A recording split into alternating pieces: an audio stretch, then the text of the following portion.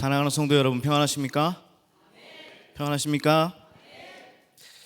오늘 행복한 예배는 봉사위원회 헌신 예배로 드려지고 있습니다. 보통 사람들이 물어보더라고요. 봉사하는 게 힘들지 않느냐고. 그럴 때마다 저희 봉사위원들은요, 힘든 것보다 섬길 수 있는 자체에 더 감사하다고 이야기하더군요. 남을 위해 봉사하는 것도 좋지만 자신을 위해서도 이웃을 섬기면서 행복을 느끼신다고 말씀하시는데요. 이런 게 참 섬김이구나 라는 생각을 해보았습니다. 오늘의 본문은 값비싼 향유를 주님께 내어드린 마리아의 이야기입니다. 당시의 일로 제자들은 마리아를 비난하게 되죠. 그러나 오늘 말씀을 통해 주님께서 하시는 헌신은요, 결코 잃어버려지거나 낭비되지 않는다는 것을 분명하게 보여주고 있는 것입니다. 요한복음 12장부터는요, 예수님의 사역의 전환점이 이루어집니다. 예수님의 사역이 전혀 다른 방향으로 흘러가고 있는데요,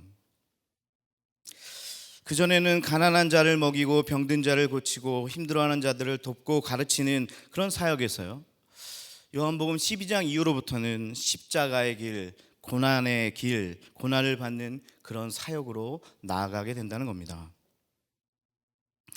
오늘의 말씀은 6월절 엿새 전에라는 시간에 대한 언급으로 시작이 되는데요, 요한복음 전체를 보면 예수님의 십자가와 부활 사건의 시작을 오늘 예고하고 있는 겁니다.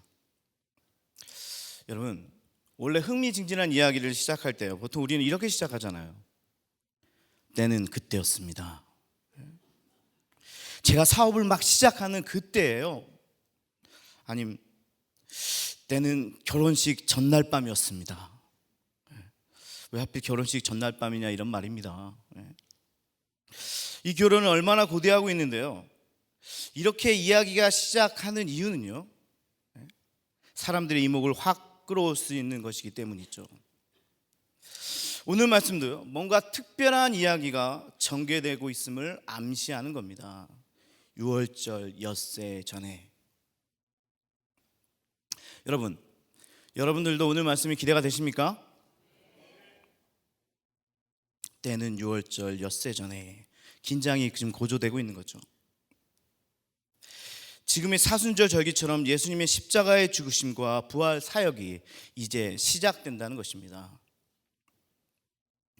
먼저 우리는 예수님 사역의 전환점이 되는 이 중요한 시점에서 마리아가 향유를 주님의 발에 붓는 오늘의 이야기가 왜 등장하는지부터 같이 살펴볼 필요가 있습니다. 누가복음에서는 이와 비슷한 사건을요, 예수님의 사역 초기에 놓고 있습니다. 그런데 요한복음에서는요, 이제 예루살렘에 입성해야 하는 그 시점에서 이 사건을 이야기하는 말씀의 의도가 있다는 것입니다.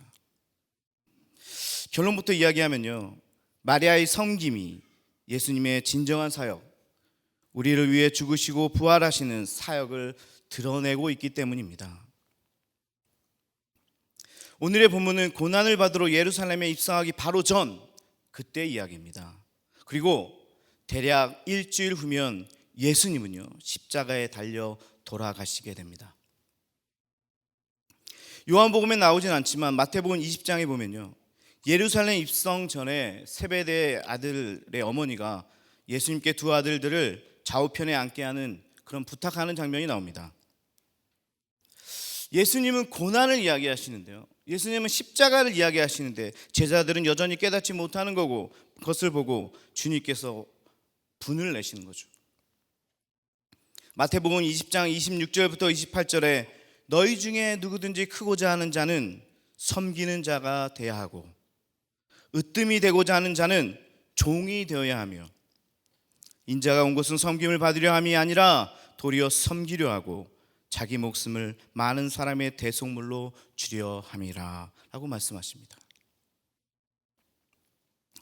오늘 말씀은요, 모두가 한자리 하려고, 모두가 높아지려고 할 때 예수님의 답답한 마음을 알아차린 이 마리아가 향유를 주님께 드림으로 예수님의 사역을 미리 준비하는 역할을 담당하게 되었다는 것입니다. 이제 말씀 속으로 구체적으로 들어가 보도록 하겠습니다. 예수님께서 베단이라는 작은 마을에 가셨습니다. 이 베단이라는 곳은요, 이스라엘 수도인 예루살렘에서 한 3km 떨어진 아주 조그만 동네였습니다. 여기에는 마르다, 마리아, 나사로 3남매가 살고 있었죠. 마리아의 향유를 부는 이 이야기는요, 마태, 마가, 요한복음에 나타나는데 또한 조금씩 다릅니다. 마리아가 어떤 마리아였는지, 향유를 발에 부었는지 머리에 부었는지, 핀잔을 준 사람이 가룟 유다 혼자였는지, 제자들과 함께 했는지, 나사로의 집인지 문둥병자 시몬의 집이었는지 여러 가지 이야기들이 혼재되어 있습니다. 저는요, 오늘 조금씩 다른 이야기를 비교하면서 어떤 것이 맞는지 말씀드리려 하는 것이 아닙니다. 조금씩 이야기가 다른 가운데 공통된 주제인, 그 메시지인 마리아가 향유를 부었고 주님의 사역을 준비했다는 것에 오늘 주목하려고 합니다. 예수님을 위해 잔치가 벌어졌습니다. 마르다는 섬기고 있고요, 나사로는 예수님과 함께 앉아 있습니다. 마리아는 오라버니인 나사로를 살려주신 은혜에 감격해서 어떻게 감사를 표할까 생각하다가 주님 발 앞에 다소곳이 앉더니 품위에서 향유를 주님의 발등에 부어드리는 겁니다. 이게 오늘의 스토리죠. 그리고 향유가 흐르는 주님의 발등을 자기의 긴 머리를 풀어 주님의 발을 닦아드리는 겁니다. 그때 예수님의 발에 부어진 향유가 온 집에 진동하게 되었고, 이런 광경을 바라본 사람들은 의아해하고 놀랐다는 것입니다. 왜냐하면요, 마리아가 부은 향유는요, 그냥 단지 향기가 나는 기름의 차원이 아니라 당신은 돈이나 귀금속처럼 아주 귀하게 여기는 재물이었다는 것입니다. 그 향유를요, 돈으로 치면 300데나리온이라고 표현하고 있는데요, 거의 1년간 쓰지 않고 벌어야 할 돈입니다. 오늘 말씀의 첫 번째 교훈을 여기서 찾을 수 있는데요, 마리아는요, 자신의 가장 소중한 것을 드릴 줄 아는 사람이었습니다. 향유는요, 마리아에게 있어서 가장 소중한 것이었습니다. 모르겠습니다. 자신의 결혼식을 위해 이 향유를 준비했는지도 모르겠습니다. 제가 옛날 어렸을 때요, 집에 좋은 물건이 들어오잖아요. 선물을 받든지 들어오면요, 어머님께서요, 쓰지 않고 꼭 다락에 올려놓으셨습니다. 다락이 차면요, 그 장롱 위에다가 이렇게 꼭 숨겨놓으셨어요. 그리고 이렇게 말씀을 하시더라고요. 잘 두었다가 누나 시집 갈 때 줘야 되겠다. 근데 저는 이해가 안 되는 거예요. 지금 막 쓰면 좋은 물건들이에요. 그런데요, 시간 지나서 누나들 시집 갈 때 보니까요, 고물이 돼가지고 누나들이 아무도 안 가져가더라고요. 그래도 지금 생각해 보면 어머님의 자식들을 향한 그 마음이 담겨져 있고요, 그게 느껴지는 거죠. 가장 소중한 것 말입니다. 마리아는 자신에게 가장 소중한 향유를 주님께 드립니다. 마리아는 나사로의 죽음과 부활을 경험하면서요, 죽음과 생명 앞에서 자신이 귀하게 여기던 물질의 가치를 지금 내려놓고 있는 겁니다. 우리 소망찬양대도 우리 봉사위원회 소속인데요, 보통 장례식에 가면 슬픔이 가득하지만 좋은 점이 하나 있습니다. 바로 죽음에 대한 생각이죠. 이 죽음에 대한 생각은요, 현재의 삶을 돌아보게 합니다. 바둥바둥 살아가는 자신의 모습을 발견하게 되고요, 새로운 가치를 형성하는 데 도움이 된다는 거죠. 삶의 가치가 변하게 된다는 겁니다. 또한 마리아는요, 자신의 머리털로 예수님의 발을 씻음으로써 자신의 자존심을 내려놓습니다. 자신의 머리털로 남의 발을 씻기는 것은요, 당시의 노예 행위였습니다. 노예들이 하는 행동이라는 겁니다. 그런데도 죽음과 생명의 주인공 되시는 주님께 자신의 전부를 내려놓는 섬김을 지금 보이고 있다는 겁니다. 실은 섬긴다는 것은요, 종이 된다는 겁니다. 남을 나보다 낮게 여기는 거죠. 좋게 여기는 거죠. 우리는 보통 잘못 생각할 때가 많이 있습니다. 저 사람은 나보다 못하니까 내가 도와줘야 되겠다. 저 사람 불쌍하니까 내가 도와줘야 되겠다. 내가 섬겨야 되겠다. 그런데 여러분, 그렇지 않습니다. 진정한 섬김은요, 그 사람보다 더 낮아지는 겁니다. 저는 선교가는 우리 청년들에 이렇게 이야기합니다. 선교지에 있는 사람들을 불쌍히 여기지 말라. 그랬더니 청년들이 막 놀래요. 목사님, 그게 무슨 말씀입니까? 그래서 제가 얘기했습니다. 그들은 너희들이 불쌍히 여길 사람들이 아니라 선교지를 통해, 선교지에 있는 사람들을 통해 너희가 배우고 와야 할 선생님이다 라고 가르칩니다. 여러분들에게 있어서 가장 소중한 것이 무엇입니까? 마리아는요, 오늘 말씀을 보니까 가장 소중한 자존심 또한 물질을 주님을 위해 포기하고 있는 거죠. 죽음의 문제를 해결하신 예수님께 향유를 붓고 머리털로 발을 씻기는 것은 자신의 삶에 오직 예수님이 삶의 목적이 되신다, 내 삶의 존재 이유가 되신다라고 고백하는 것입니다. 섬김의 사람이 되기 위해서는요, 여러분들의 가장 소중한 것을 주님을 위해 포기할 수 있어야 한다는 거죠. 또한 이렇게 드리는 섬김은요, 시기적절해야 한다는 겁니다. 마리아가 그 향유를 다른 때를 위해 간직했다면 그것을 쓸 기회는 지나가 버렸을 겁니다. 여러분, 우리의 인생은요, 불확실성으로 가득 차 있습니다. 내일 일을 우리는 전혀 알지 못하는 거죠. 여러분, 사랑하는 사람이 있다면요, 오늘 그 사랑을 표현하시길 바랍니다. 그것도 최고의 것으로 말입니다. 나중에 후회하지 마시고요, 더불어 예수님을 섬김 최고의 시간도 바로 지금이라는 겁니다. 나중에 잘해야 되겠다. 뭔가 자리가 잡히면 교회 열심히 다녀야 되겠다. 제가 성공하면요, 주님, 제가 성공하면 그때 남들을 위해 열심히 섬기겠습니다. 근데 그게 아니라는 거예요. 소중한 섬김이 되기 위해서는요, 그 시기 또한 적절해야 한다는 거죠. 다시 한번 여러분들에게 묻습니다. 여러분들의 가장 소중한 것이 무엇입니까? 마리아가 가지고 있던 향유 같은 거 말입니다. 여러분, 다음을 위해 남겨놓지 마시고 이 사순절 기간 동안 여러분들의 향유 옥합을 깨어서 시기적절하게 주님께 드리시기를 축원합니다. 목사님, 어떻게 그럴 수 있습니까? 네, 인생은 살다 보면요, 비축해야 될 때도 있겠지만요, 고난의 때를 위해서 대비해야 되기도 하겠지만요, 그러나 때로는 주님의 영광을 위해 가지고 있는 것을 모두 내려놓아야 할 때도 있다는 겁니다. 오늘의 경우가 될 겁니다. 여러분, 이날밖에 기회가 없기 때문입니다. 예수님은 일주일 안에 돌아가시게 되는 거죠. 마리아는 엄청나게 값진 향유를 주님 발등에 다 부어버립니다. 그래서요, 이 광경을 본 가룟 유다가 제자들을 대표해서 불만을 터뜨립니다. 그것을 팔아서 가난한 사람들에게 도와주지 않고 어찌하여 그렇게 낭비하느냐? 여러분, 제 목소리에도 화가 좀 보이십니까?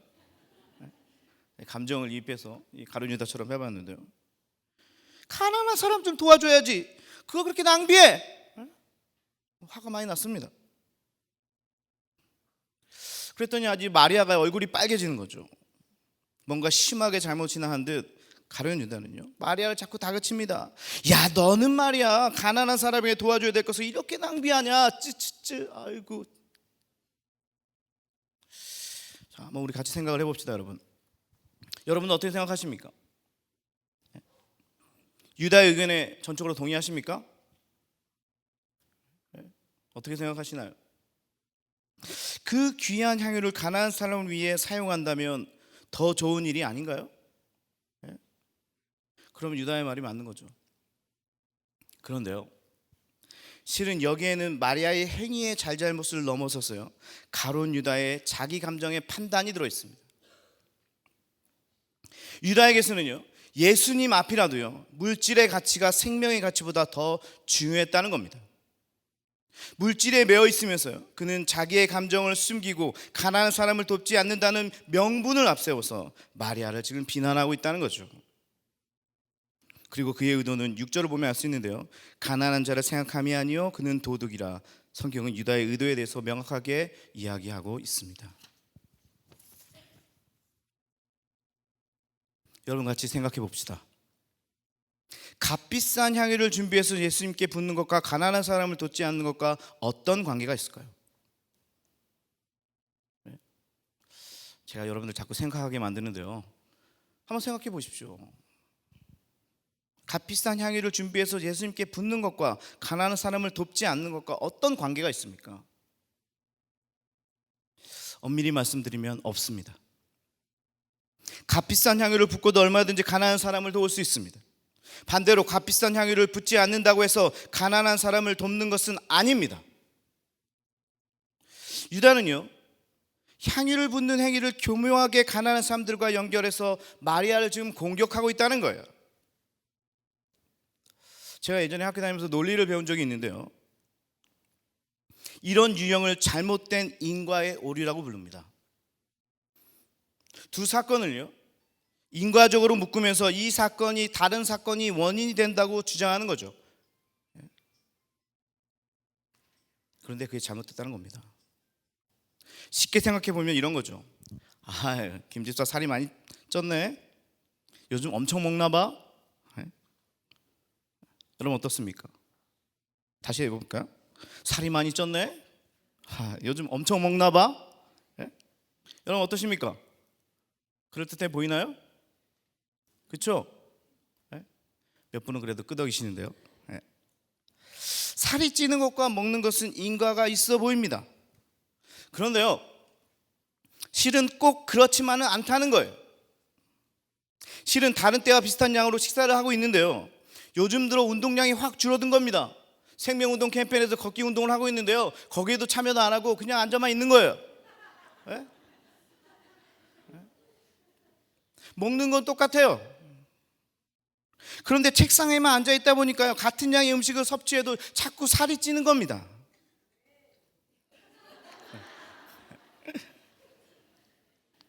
우리는요, 쉽게 살이 찌는 이유가 많이 먹어서라고 단정하기 쉬운데요, 꼭 그 이유만으로 살이 찌는 게 아니라는 거예요.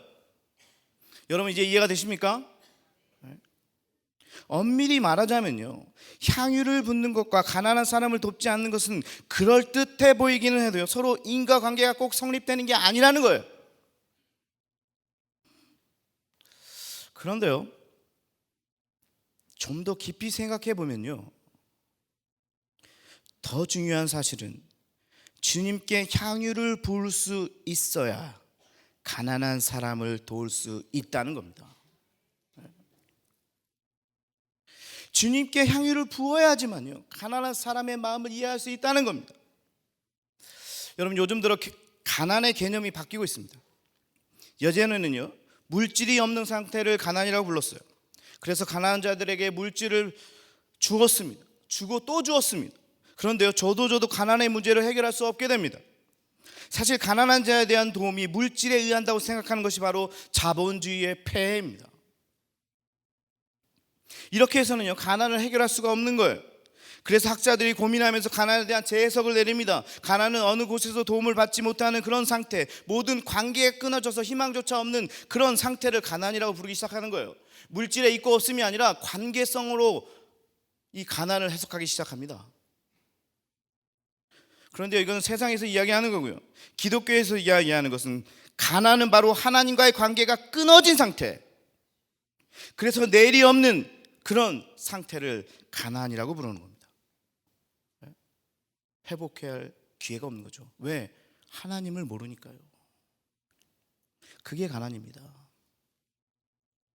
이런 관점에서 본다면요, 물질의 양이 아니라 관계적인 측면에서 예수님께 향유를 부을 수 있는 사람이 가난한 사람에게도 도움을 줄 수 있다는 거예요. 사실요, 가난하고 소외된 자들을 도울 수 있는 힘은요, 재정적으로 넉넉해서가 아닙니다. 우리 교회에서도 보니까요, 막 도와주시는 분들 계시는데요, 넉넉해서 도와주는 게 아니더라고요. 그런 마음이 있어야 되는 겁니다. 그런데요, 그 마음은요, 우리 주님으로부터 공급된다는 거예요. 하나님과의 관계가 있어야지만 그런 마음이 든다는 겁니다. 여러분들은 돈이 남아서 남을 돕습니까?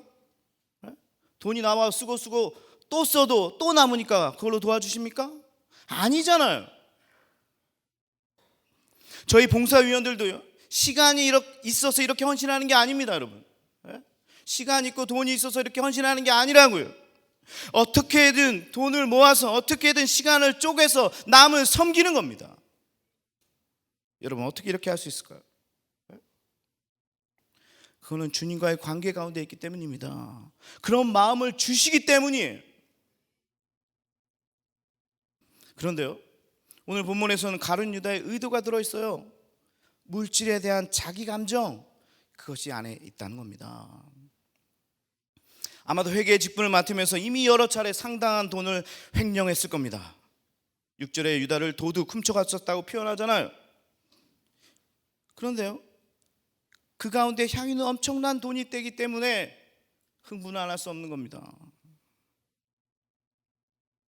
이번에도 약간은 뒤로 빼돌릴 수 있는 기회가 생긴 거예요.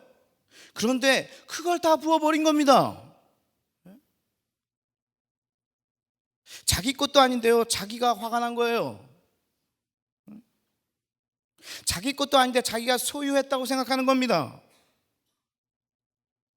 그렇게 화가 나니까, 원인은 다른 데 있지만 그렇다고 해서 직접적으로 표현할 수는 없잖아요. 그러니까 가난한 사람을 거기다 끼워 넣고 있는 겁니다.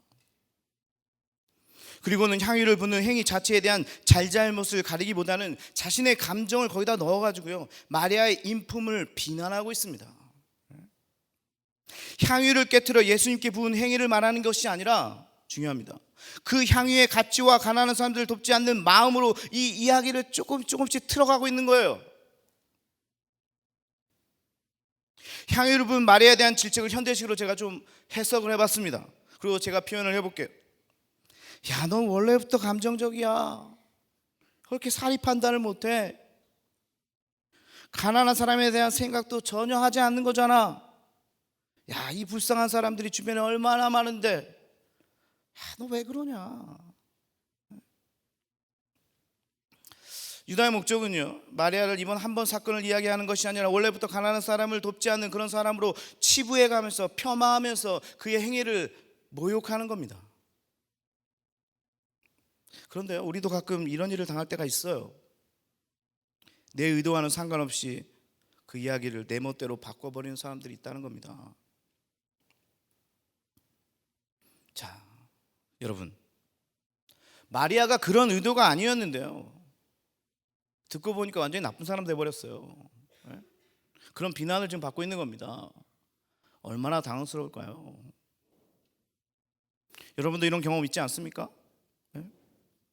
사건의 팩트가 뭔지 이야기함에 앞서 너 원래 그런 사람이잖아, 사람의 됨됨이로 치부하면서 당황스럽게 만들어버리는 거죠. 좋은 일을 했는데요, 헌신을 했는데요, 오히려 되게 나쁜 사람이 돼버렸어요. 이런 핀잔이 계속되자 옆에 계셨던 예수님께서요, 가만히 계시지 못하는 겁니다. 그리고 마리아를 두둔하게 되는 거죠. 저를 좀 놔둬라. 저는 지금 나의 장사한 날을 미리 예비하고 있지 않느냐. 오히려 마리아의 지극정성에 대해 기뻐하시고 칭찬을 하시게 되는 거죠. 저는 오늘 이 말씀을 준비하면서요, 가룟 유다의 마음에 관심이 많았습니다. 그가 어떤 마음의 상태였는지, 이 사건 가운데 어떤 마음을 품었는지에 대한 관심이 많았어요. 이제 일주일 후면요, 3년이나 동고동락했던 예수님을 팔아버립니다. 그런데 어떤 마음 가운데 이렇게 했을까라는 제 고민이 있었어요. 그런 관점에서 오늘 말씀을 다시 보게 되더라고요. 여러분, 유다가 언제부터 예수님을 팔 생각을 했을까요? 저는 개인적으로요, 오래전부터 배반할 생각을 하지는 않았을 거라고 봅니다. 아마도 오늘의 사건이 모멘텀이 되지 않았을까 하는 생각을 합니다. 유다가 예수님을 배신한 표면적인 이유는 바로 돈 때문이었죠. 탐욕이 그를 지배하는 거예요.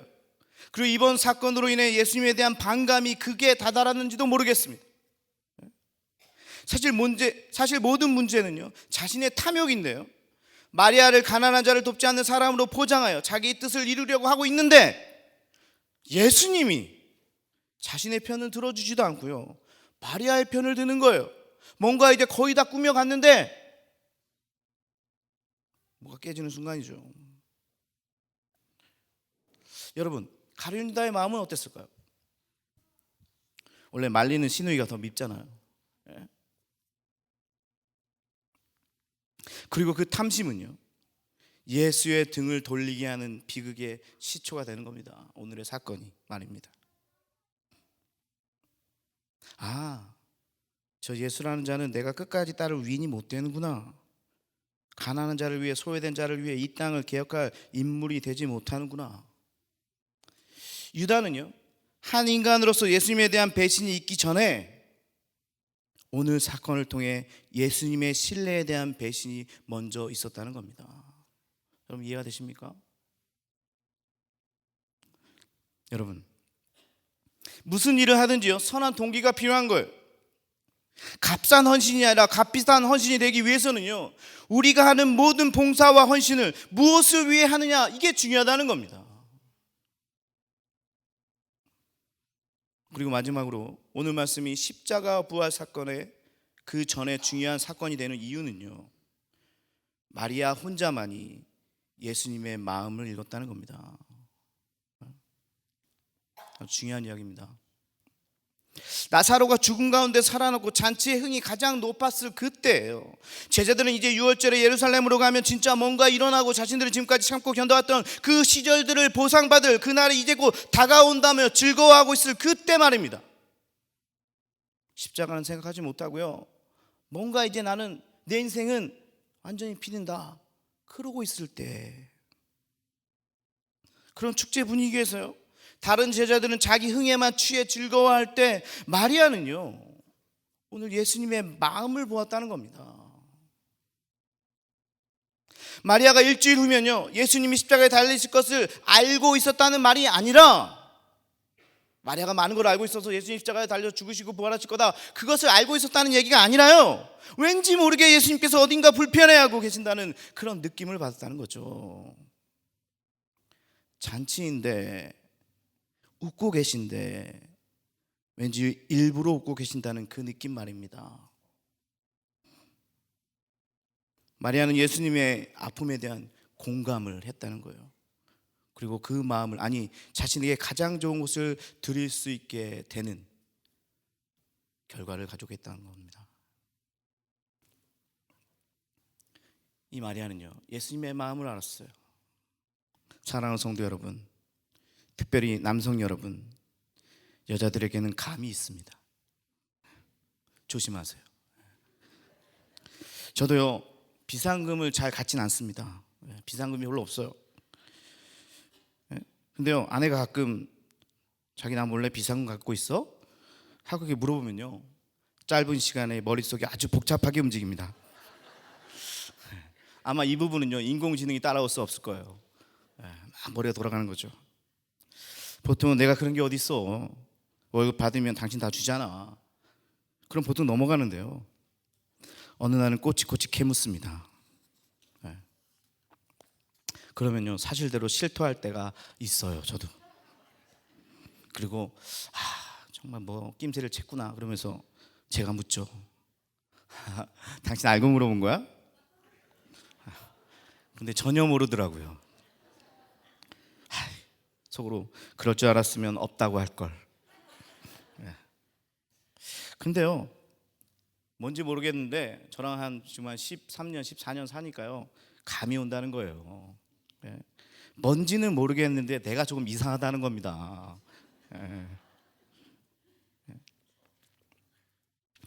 하여튼 예수님만이 이제 시작되는 십자가의 고난을 알고 계셨을 텐데요, 제자들에게는 알지도 않았는데요, 혼자서 고민하고 있을 그때예요, 주님 발 안에 앉아 주님의 말씀을 열심히 듣고 있던 마리아는요, 평상시와는 다른 뭔가를 느꼈다는 거죠. 그리고는 예수님의 마음을 기쁘게 해드리려고 자신이 가지고 있었던 가장 좋은 것을 깨트리게 됩니다. 아마도 당시에는 자신이 하는 행동이 어떤 것인지 전혀 몰랐을 겁니다. 그러나 그녀의 그 공감 능력은 십자가상의 고난을 준비하는 것이 되었고요, 이 섬김의 이야기는 현재를 살고 있는 우리에게도 여전히 읽혀지는 그런 이야기가 되고 그런 이유가 되는 겁니다. 말씀을 정리하겠습니다. 마리아는 예수님이 홀로 가신 십자가의 길에 섬김을 통해 그분의 사역을 지금 돕고 있는 겁니다. 그리고 마리아의 섬김의 시작은 바로 주님의 마음을 공감했던 것이고요. 아마도 예수님은 마리아를 통해 많은 위로를 받았을 겁니다. 한 사람이라도 자신을 알아주니 자신의 십자가 사역을 예비해 주니 말입니다. 여러분, 그런데 오늘도 마찬가지입니다. 저희들은 지금 사순절 기간을 보내고 있는데요, 화려한 교회의 모습 속에서 여전히 근심하고 계시는 주님을 바라보시길 바랍니다. 지금 이 시대를 바라보는 주님의 마음이 어떨까요, 여러분? 화려한 조명 뒤에 숨겨진 예수님의 고민을 이 마리아처럼 바라보시기를 바랍니다, 여러분. 그리고 여러분들이 예수님의 위로자가 되어 주십시오. 고독 가운데 계신 주님의 친구가 되어 주십시오. 그런데요, 그렇게 하기 위해서는요, 마리아처럼 옥합을 깨트리는 섬김이 필요하다는 겁니다. 헌신이 필요하다는 겁니다. 오늘 우리도 그분의 마음에 기쁨을 안겨드리고 더 나아가서 세상에서 그분의 목적을 이루도록 우리의 섬김이 시작되어야 한다는 것입니다. 우리를 통해 이 땅에 예수님의 사랑이 흘러가게 말입니다. 마리아의 헌신은 당시에는 굴욕이었지만, 다른 제자들에게는 비난의 대상이었지만, 예수님의 죽음과 부활에 동참하는 우리의 크리스찬들에게는 귀감이 되는 사건이 되는 겁니다. 그리고 결국 주님께서 마리아를 높여 주시는 거죠.